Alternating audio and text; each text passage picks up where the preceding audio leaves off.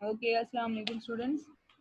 सो आज जो हमने इंट्रोडक्शन टू ई कॉमर्स का क्वेश्चन करना है वो है describe 3 ways in which business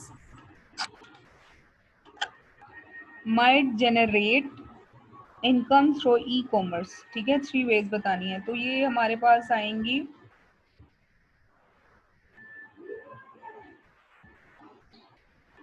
यहाँ पे है e commerce income generation method. इसमें से 3 वेज हम कर लेंगे।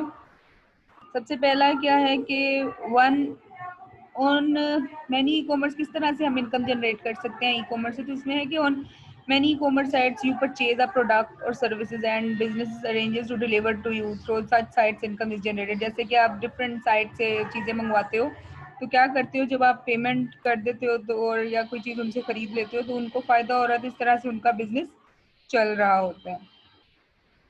ये तो एक वे हो गया। उसके बाद जो नेक्स्ट वे है उसमें हम ये वाला पॉइंट कर लेते हैं कि कुछ ऑनलाइन बिजनेसेस में क्या होता है, कुछ वेब एप्लीकेशंस होती हैं जो कि आप अगर उसको यूज़ करना चाहते हो तो वो आपसे पेमेंट मांगते हैं।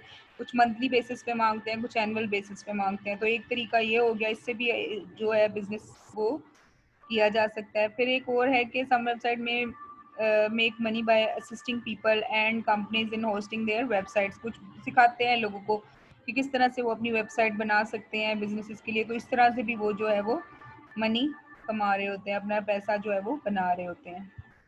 सो सेकंड क्वेश्चन जो है जो मैंने पोस्ट किया है वो है कि why do bank issues credit card. So credit card का जो लास्ट में मैंने बताया था उस तरह ही है, यहाँ से भी मैं आपको अगेन एक्सप्लेन कर देती हूँ।